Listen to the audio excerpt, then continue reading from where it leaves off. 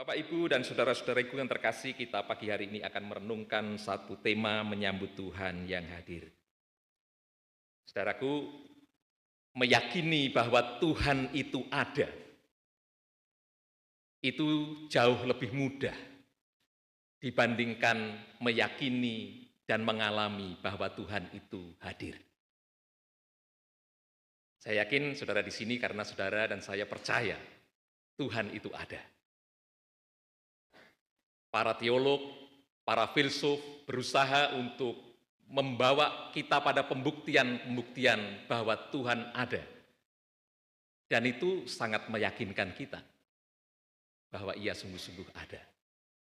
Tapi bagaimana jikalau kita merenungkan bahwa Tuhan yang ada itu adalah Tuhan yang hadir?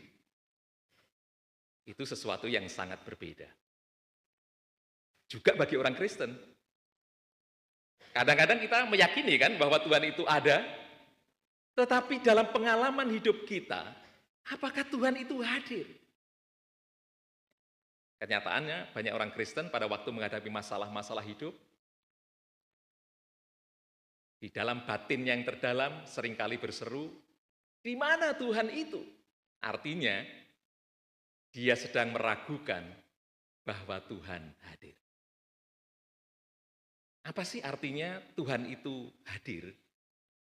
Hadir itu berarti bukan hanya ada, tetapi Ia ada di sini. Hadir itu berarti Dia bertindak.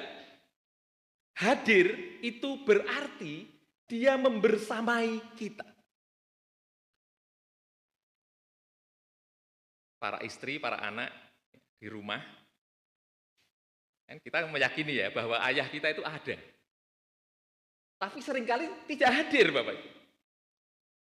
Jadi kalau istri panggil, yang nggak ada suaranya. Beb, nggak ada suaranya. Padahal dia ada di situ. Kenapa kok bisa di situ? Karena dia ada, tapi dia tidak hadir.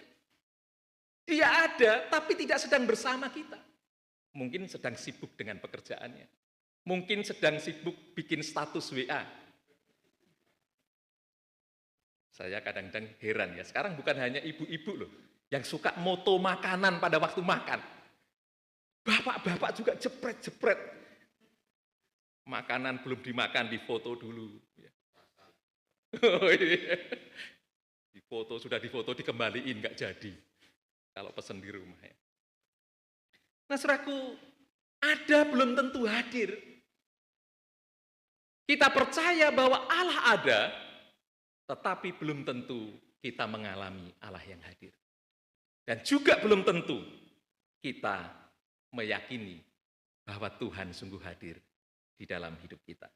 Kadang-kadang memang tidak mudah ya, terutama pada saat-saat kita menghadapi masa sulit, dan pada waktu kita merasa bahwa hidup kita tidak ada yang menolong, kita mengalami masa-masa yang paling kelam di dalam hidup kita. Seringkali kita bertanya, di manakah Allah itu? Nah, saudaraku yang terkasih, tetapi Alkitab yang kita punya memberitakan kepada kita bahwa Allah yang kita percaya ada, itu sungguh-sungguh adalah Allah yang hadir. Allah hadir di dalam hidup kita dan di dalam hidup umatnya, bukan karena saya percaya kepada Allah, bukan karena saya meyakini Allah itu hadir. Kehadiran Allah di dalam hidup kita semata-mata karena memang Allah itu hadir. Terlepas apakah saya percaya Allah itu hadir, terlepas saya mengalami Allah itu hadir atau tidak, Allah tetaplah Allah yang hadir. Jadi jangan berpikir bahwa Allah itu akan ada kalau kita yakin Allah itu ada. Atau jangan berpikir bahwa Allah itu hadir kalau kita yakin Allah itu hadir. Keberadaan Allah dan kehadiran Allah di dalam hidup ini semata-mata karena memang Allah merelakan dirinya hadir di dalam hidup kita.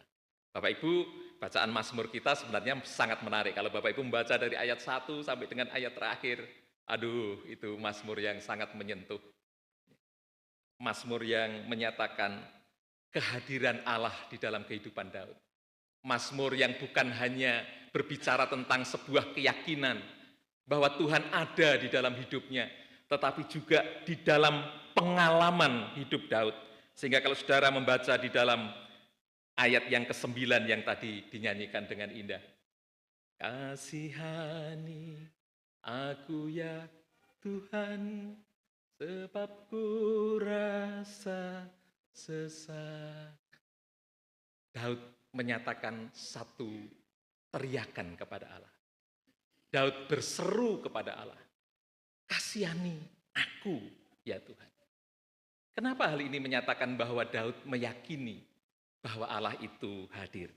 Saudaraku, Mazmur ini termasuk di dalam, kalau saudara membaca kitab Mazmur itu dibagi dalam beberapa bagian, maka Mazmur 1 sampai dengan Mazmur 41, sebenarnya kalau mau dibagi mulai dari pasal yang ketiga sampai 41, itu adalah Mazmur-Mazmur penuh pergumulan dari kehidupan Daud pada waktu dia berada di dalam pelarian dari Saul.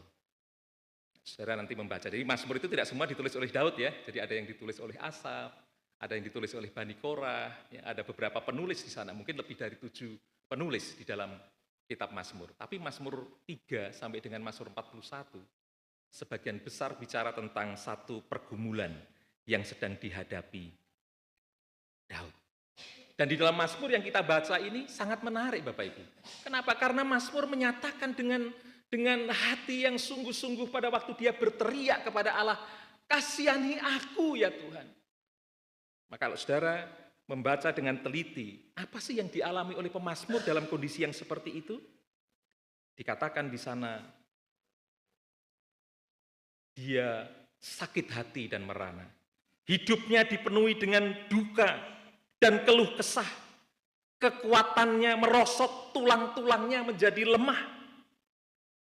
Bahkan mungkin kalau kita membaca di dalam edisi terjemahan baru tidak terlalu terlihat, tapi kalau Bapak Ibu kembali membaca di terjemahan baru yang lama, di sana dikatakan mungkin saja ia mengalami sakit yang berkepanjangan.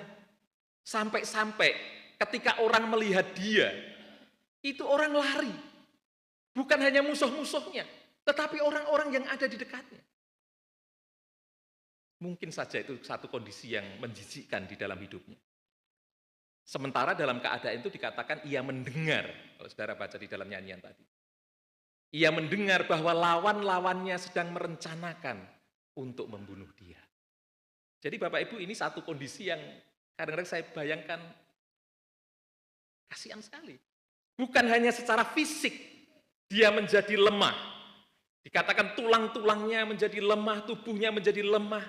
Bahkan mungkin dia mengalami sakit yang cukup mengenaskan atau luka yang dia hadapi. Sehingga orang membuat jijik. Tetapi dia juga dilawan oleh orang-orang lain. Orang-orang ingin membunuh dia. Tidak ada yang berpihak kepadanya. Dan dalam keadaan seperti itu dia berseru, kasihani aku ya Tuhan. Mengapa Daud berseru kepada Allah, kasihani aku ya Tuhan? Kalau saudara membaca ayat di atasnya yang tidak sempat kita nyanyikan, maka dikatakan di dalam ayat itu, di dalam ayat 4 dikatakan, sebab engkau bukit batuku dan pertahananku, dan oleh karena namamu, engkau akan menuntun dan membimbing aku. Jadi bagi Daud, Tuhan itu bukan hanya Tuhan yang dia yakini ada, tetapi bagi dia, Tuhan itu seperti gunung batu. Saudaraku, gunung batu itu adalah sebuah metafora tentang kehadiran. Jadi bangsa-bangsa pada waktu itu biasanya gunung itu menjadi tempat pertahanan. Sehingga mereka ada di balik gunung, dan gunung itu menjadi tempat di mana kalau sekarang mungkin orang membuat benteng-benteng. Tetapi pada masa itu, gunung itu menjadi tempat berlindung dari musuh. Artinya gunung itu sesuatu yang hadir, yang ada di dekat umat Tuhan, termasuk Daud ini. Dan dikatakan bahwa Allah itu seperti gunung batu. Dan Allah yang hadir itu bukan hanya dikatakan sebagai Tuhan yang menjadi perlindungan. Daud mengatakan, oleh karena namamu, engkau akan menuntun dan membimbing aku. Saudaraku, kata menuntun itu artinya, kalau kalau saudara nuntun anak kita, itu artinya apa? Jarak jauh, papa nuntun kamu secara online ya. Wah, ya bisa sih ya, ke kanan, ke kiri. Tapi kata yang dipakai di sini bukan seperti itu, Bapak Ibu. Kata menuntun itu artinya tangan ini memegang tangan ini, lalu membawa orang yang memiliki tangan itu menuju tempat tertentu. Artinya, pada waktu Daud mengatakan, kasihanilah aku ya Tuhan, karena ia meyakini bahwa Tuhan akan menuntun dia, berarti Daud juga percaya bahwa Tuhan itu memegang dia. Saudaraku, apakah kita meyakini bahwa Allah itu Allah yang sampai seperti itu? Digambarkan sebagai satu pribadi yang bahkan bersentuhan dengan tubuh yang fana ini. Yang menyentuh kita, yang membawa kita. Di bagian lain pemazmur mengatakan Tuhan itu menggendong kita seperti seorang gembala menuntun induk-induk domba dan menggendong anak-anak domba. Jadi saudaraku, Mazmur ini mengajar kepada kita bahwa kita punya Tuhan yang ada, tetapi juga Tuhan yang hadir. Pemazmur mengajak kita untuk menyadari bahwa di dalam hidup ini ada Tuhan. Tetapi bukan hanya ada Tuhan yang jauh, yang tidak peduli dengan hidup kita. Tetapi Tuhan yang ada itu adalah Tuhan yang bersama dengan kita. Dan di dalam keyakinan itulah Daud berani berseru kepada Allah. Daud dengan hati yang terbuka kepada Allah menyatakan apa yang sedang dialaminya. Nah, saudaraku, tetapi bagian firman Tuhan kita bukan hanya mengajar tentang sebuah fakta bahwa Tuhan itu Allah dan bahwa Tuhan itu ada dan bertindak. Bacaan Injil kita mengajar kita tentang sesuatu yang seringkali menjadi pergumulan kita. Bahwa Allah yang ada dan Allah yang hadir itu seringkali bertindak menurut caranya. Kan kita itu berharapnya kalau misalnya kita tidak punya uang, lalu kita berdoa, kan pengennya tiba-tiba dompet kita ada duitnya ya. Saya ingat waktu kuliah ya terutama ya, itu dompetnya tipis, malah kadang-kadang nggak punya dompet karena malu kalau dibuka nggak ada isinya. Jadi kadang-kadang nggak punya uang, lalu berdoa, Tuhan, saya nggak punya uang, kencot. Nah, saya berharap tiba-tiba dompet saya ada uangnya, mujizat, tidak ada yang mustahil bagi Allah. Jadi kadang-kadang kalau buka Alkitab, tiba-tiba nemu uang di selipan Alkitab itu, saudaraku, wah rasanya Tuhan menjawab doa saya. Padahal itu mungkin karena saya ceroboh ya, lupa naruh duit. Masih punya duit tapi lupa naruh. Ya. Tapi bagaimana ketika Tuhan tidak menjawab doa kita? Bagaimana ketika kita tetap tidak punya uang? Pada waktu kita sakit, kita berseru, Tuhan kasihanilah saya, sembuhkanlah saya. Tentu Tuhan sanggup menyembuhkan, pasti. Karena dia bukan hanya Allah yang ada, tapi dia juga Allah yang hadir. Tetapi bagaimana jikalau Tuhan tidak menyembuhkan kita? Dan itu yang dinyatakan di dalam Lukas pasal 19. Pada waktu bangsa Israel pada waktu itu sedang mengharapkan seorang Mesias yang akan menyelamatkan bangsa Israel dari perbudakan Romawi. Bertahun-tahun kalau saudara menghitung dari zaman Yesaya, lalu nanti akan ada zaman Makabe dan sebagainya, yang tidak tertulis di dalam Alkitab, mungkin selama 400 tahun tersembunyi tanpa suara Allah, meneguhkan bangsa Israel.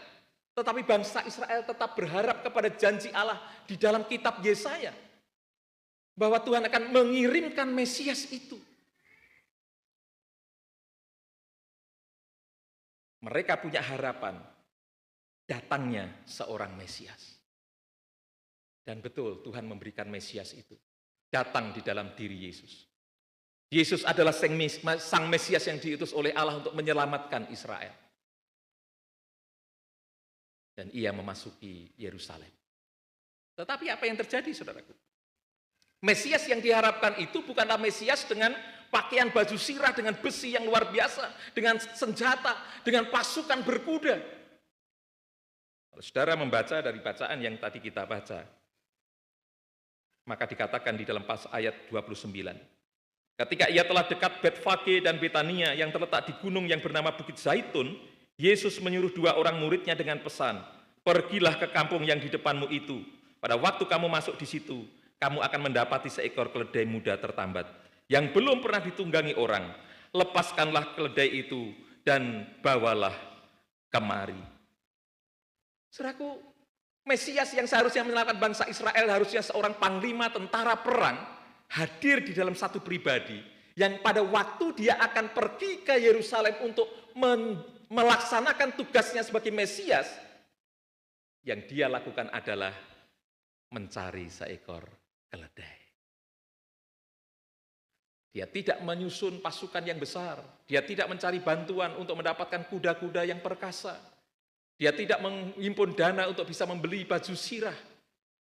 Tetapi Yesus berkata, "Pergilah. Jika engkau menemukan keledai, bawalah kemari. Jika ada orang bertanya, mengapa engkau melepaskan keledai itu? Katakanlah kepada mereka, Tuhanku memerlukannya." Gambaran Mesias yang dimiliki oleh Israel sangat berbeda dengan Yesus, Sang Mesias yang diutus oleh Allah. Cara Allah menyelamatkan Israel berbeda dengan pemikiran orang-orang Israel itu tentang cara mereka akan dilepaskan. Saudaraku, kalau kita bicara tentang keledai itu kadang-kadang kita pikirkan keledai itu memang binatang yang lamban, bodoh. Ya. Makanya kadang-kadang ada orang mengatakan, dasar otak keledai. Gitu. Saya nggak tahu apakah kuda itu pinter, gitu. Kayaknya sama-sama bodoh sebenarnya. Tapi keledai itu menjadi korbannya, Bapak Ibu. Jadi kalau kita bodoh, otak keledai. Lamban, tidak kuat. Dan orang melihat bagaimana mungkin Mesias melakukan dengan cara itu. Bagaimana mungkin seorang penyelamat bagi sebuah bangsa yang dijajah hanya menaiki seekor keledai. Tetapi saudaraku, Tuhan punya cara pandang yang berbeda. Tuhan punya rencana yang berbeda. Tetapi rencana dan cara pandang, tujuan Tuhan itu pasti tercapai. Orang mungkin melihat itu tidak mungkin. Tetapi Tuhan mempunyai rencana yang jauh lebih besar dari yang dipikirkan oleh orang Israel. Saudara, kalau kita bicara tentang keledai mengkeledai itu, saudaraku. Sebenarnya kalau kita melihat sisi lain dari keledai, keledai itu bukan binatang yang lemah, bukan binatang yang lamban, bukan binatang yang bodoh. Bahkan ada peribahasa mengatakan bahwa supaya kita belajar dari keledai. Kenapa? Karena keledai itu tidak akan pernah jatuh ke lubang yang sama. Artinya keledai itu pinter. Dia tahu kapan dia pernah jatuh dan dia tidak akan jatuh ke tempat yang sama. Keledai itu berasal dari spesies yang sama dengan kuda. Tetapi dia lebih kuat dari kuda. Seraku kekuatan mobil itu memang dihitung dengan horsepower. Berapa kekuatannya? Tetapi bagaimana dengan daya tahan? Kuda kalah dengan keledai. Seekor keledai dalam waktu sehari, saudaraku, bisa berjalan menempuh jarak sekitar 30 km. Kuda tidak mampu melakukannya. Kuda itu cepat, tetapi dia tidak kuat. Keledai dengan kuda itu memiliki kemampuan mengangkat beban jauh yang dimiliki oleh keledai. Kuda itu bisa mengangkat beban itu sekitar 15% dari beban berat tubuhnya. Jadi katanya kuda itu rata-rata beratnya sekitar 300 sampai 400 kilo. Jadi nanti Bapak Ibu bisa hitung tuh 15%-nya dari itu berapa. Tetapi saudaraku, keledai itu bisa mengangkat beban 30 sampai 40% dari berat tubuhnya. Keledai tidak kalah dengan kuda. Tuhan punya cara pandang yang berbeda. Tuhan punya rencana yang berbeda, yang seringkali berbeda dengan apa yang kita miliki. Ketika saudara berdoa dan Tuhan tidak menjawabnya, mungkin saja Tuhan memang sedang punya cara yang berbeda untuk kita. Karena itu perenungan kita yang terutama Bapak Ibu adalah, lalu bagaimana kita menyambut Tuhan yang hadir. Sekali lagi Tuhan itu hadir dalam hidup kita bukan karena kita mempercayai Dia, tetapi karena memang Dia sungguh-sungguh hadir. Allah hadir adalah sebuah fakta, apakah saya menerimanya atau tidak. Persoalannya adalah pada waktu saya tidak percaya bahwa Allah itu hadir, maka saya tidak akan pernah mengalami Tuhan yang hadir itu. Orang yang mengalami Tuhan yang hadir adalah orang yang mempercayai Allah itu hadir, tetapi dia juga masuk ke dalam kehadiran Allah itu. Sama seperti Daud, pada waktu dia tahu Allah itu hadir, dia tidak tinggal diam, dia datang kepada Allahnya itu untuk memberikan dan mempercayakan hidupnya kepada Allah. Jadi Bapak Ibu, saya mencatat beberapa hal yang mungkin penting. Yang pertama, kalau Tuhan itu hadir, bagian kita yang pertama adalah percayalah bahwa Dia hadir dalam hidup kita. Percayailah bahwa Dia ada, bahkan di sini, di tempat ini. Percayailah bahwa Ia ada dimanapun kita ada.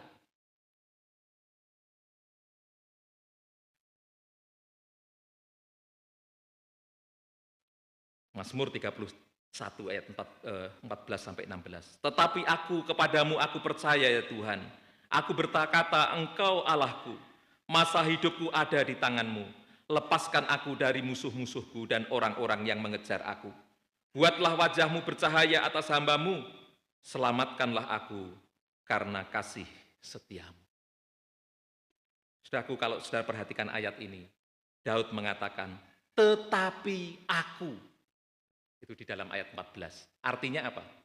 Di dalam kondisi di mana Daud mengalami keadaan yang sangat sulit itu, sebenarnya Daud punya pilihan. Yang pertama, dia marah kepada Tuhan. Yang kedua, dia lari kepada Allah-Allah lain. Yang ketiga, dia mencari bantuan di tempat-tempat lain. Tetapi dalam keadaan yang sangat sulit itu, di mana tubuhnya hancur, lemah, tidak ada yang menolong, bahkan orang lari meninggalkan dia. Dikatakan di dalam ayat ini, tetapi aku, adalah sebuah pilihan yang diambil oleh Daud. Tetapi aku, kepadamu aku percaya. Saudaraku, ini sebenarnya sangat menarik untuk kita renungkan. Ada seorang filsuf namanya Friedrich Nietzsche. Dia menyatakan sebuah teori yang sangat menggemparkan di dunia kekristenan. Dia mengatakan bahwa Tuhan telah mati. Tuhan tetap mati. Kita telah membunuhnya. Saudaraku, kata-kata Nietzsche itu mungkin bagi kita itu biasa. Tetapi kalau saudara membaca tulisan dari Friedrich Nietzsche ini sangat luar biasa. Kenapa? Karena dia menuliskan itu sebagai kritik yang berat dan besar bagi orang Kristen, di mana kekristenan pada zaman pencerahan itu sungguh-sungguh kekristenan yang mati. Orang percaya kepada Yesus, orang percaya kepada Allah, tetapi hidup mereka tidak mencerminkan hal itu. Dia mengkritik, bukan hanya kritik sosial, tetapi juga kritik moral. Karena itu dia mengatakan bahwa Tuhan itu sudah mati. Artinya Tuhan itu sudah tidak bernilai lagi di masa ini. Dan Tuhan akan tetap mati. Friedrich Nietzsche di dalam pergumulan hidupnya, di dalam kekecewaannya kepada Tuhan dan agama, mengambil sebuah kesimpulan. Tetapi aku akan menyangkali bahwa Tuhan itu ada, bahwa Tuhan itu hadir. Dan itu berbeda dengan Daud. Apakah saudara meyakini bahwa Tuhan Allah itu hadir? Yang kedua, saudaraku, melalui Mazmur ini kita diajak untuk melihat bagaimana di dalam pengalaman hidup kita, kita seharusnya terus-menerus belajar untuk bersandar kepada Tuhan. Keyakinan kita bahwa Tuhan hadir dalam hidup ini seharusnya membuat kita tidak malu, bahkan berani untuk berkata kepada Tuhan, kasihani aku, ya Tuhan, sebab kurasa sesak. Rintihan Daud adalah rintihan kejujuran di dalam hidupnya. Dia menyadari bahwa dia adalah pribadi yang rapuh, yang tidak bisa hidup tanpa Allah. Dia butuh Tuhan yang menopang dia. Dia tidak bisa bertahan tanpa Tuhan. Dan karena itu dia katakan, kasihani aku. Ya Tuhan.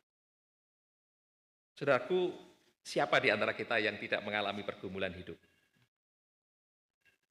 Saya dulu tidak pernah berpikir akan menjadi tua. Sejak memasuki usia 48 ke 50, mulai ada-ada saja ya. Mungkin 4 tahun yang lalu saya harus operasi saluran ureter. 2 tahun kemudian di saluran yang sama terjadi masalah tetapi agak tinggi lagi, harus dioperasi lagi.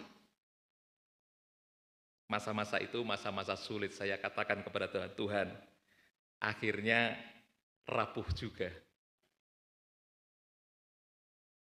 Mengalami masa-masa sulit di dalam hidup kita. Bapak Ibu yang sudah sepuh, yang sudah lansia, rasain ya. Dulu kita lupa naruh kacamata di mana. Masih rasa gitu. Itu usia-usia mungkin 50 tuh. Jadi pertanyaannya masih, kacamataku di mana? Itu usia 50 gitu ya, 60. Nanti ribut, istrinya, lu mau kacamata dari tadi di situ. Enggak, tadi di sini ya. Bertengkar sampai anaknya ikut bertengkar, anjingnya ditendang, kamu ya yang nyembunyiin gitu ya. Tapi memasuki usia 65, 70, bukan lagi kita lupa kacaku di mana, tapi kita lupa telah memakai kacamata. Jadi ketika kita menanyakan kacamataku di mana, kacamatanya sudah di sini Bapak Ibu. Bingung, lah di mana? Ya, semua nyari. Lah itu Pak dipakai. Oh iya. Nah Bapak Ibu, usia tidak menipu kita bahwa kita rapuh. Ada satu anekdot, dulu zaman Bapak masih muda katanya, yang bunyi itu hanya radio. Tapi sekarang yang bunyi, boyok, kerak gitu. Semua bunyi, leher bunyi, bangun tidur semua bunyi. Dan saya yakin bukan hanya orang-orang tua yang menghadapi masalah. Orang-orang muda, Gen Z, ya, bukan Gen Z ya, Gen Z katanya, juga mengalami masalah-masalah yang sulit. Ini yang Gen Z siapa ini ya? Katanya ini menurut penelitian psikologis, 20%, 25% dari generasi Gen Z itu berada di dalam kondisi kesepian. Kenapa? Karena orang tua mereka kebanyakan adalah orang-orang tua yang berkarir. Dan kesepian itu yang membuat mereka ada dalam kekosongan. Generasi Gen Z adalah generasi yang rapuh. Bukan karena mereka rapuh, saudara. Tetapi kemungkinan besar karena mereka menjadi dampak dan efek dari generasi sebelumnya yang menjadi orang tua mereka. Mereka menjadi orang-orang yang kehilangan semangat di dalam hidupnya dan hidup hanya untuk hari ini. Dan dalam kondisi itu mereka membutuhkan kita. Jadi saudaraku, dalam kondisi itulah kita dipanggil. Ayo, bersandarlah kepada Tuhan. Tidak ada seorang pun di antara kita yang tidak hidup di dalam pergumulan. Bahkan pergumulan itu seringkali begitu berat. Tapi Mazmur mengajar kepada kita, berserahlah kepada Tuhan. Bawalah pergumulan hidupmu itu hanya kepadamu. Saya nyanyikan satu lagu, singkat saja Bapak Ibu. Kalau saudara bisa lagu ini, kita nyanyikannya.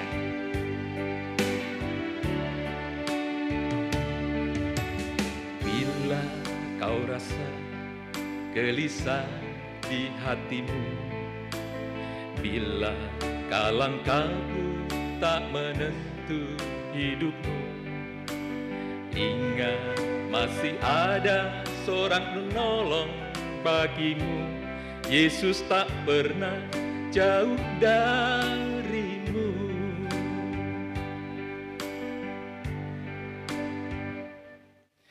Bila cobaan menggodai hidupmu, bila sengsara menimpa keadaanmu, ingat Yesus takkan pernah jauh darimu. Ia selalu pedulikan kamu. Berseru memanggil namanya, berdoa Dia akan segera menghampiri dirimu. Percaya Yesus tak jauh darimu, Dia hanya sejauh doa. Kita nyanyikan refnya ya. Berseru memanggil namanya, berdoa Dia akan segera menghampiri dirimu. Percaya Yesus tak jauh darimu, Ia hanya sejauh doa. Dia hanya sejauh doa. Saudaraku, ayo kita jadi orang yang kuat di dalam perjalanan hidup kita. Jangan menjadi orang yang lemah karena pergumulan kehidupan kita.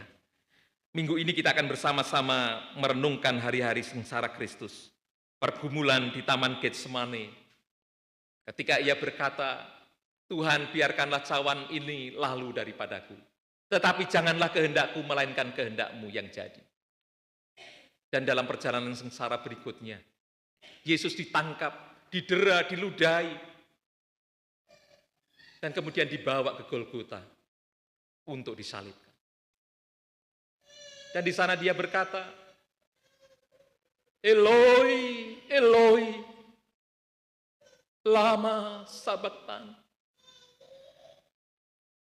Allahku, Allahku, mengapa Engkau meninggalkan aku? Minggu sengsara mengajarkan kepada kita satu teladan kehidupan yang mempercayai Allah itu ada dan Allah itu hadir. Sehingga kehidupan ini adalah kehidupan bersama dengan Allah dan kehidupan untuk mentaati Allah waktu demi waktu. Yesus adalah pribadi yang menolong kita untuk terus membawa hidup kita ini berada di dalam genggaman Allah. Mari kita terus belajar mengalami Tuhan yang hadir di dalam hidup kita. Amin.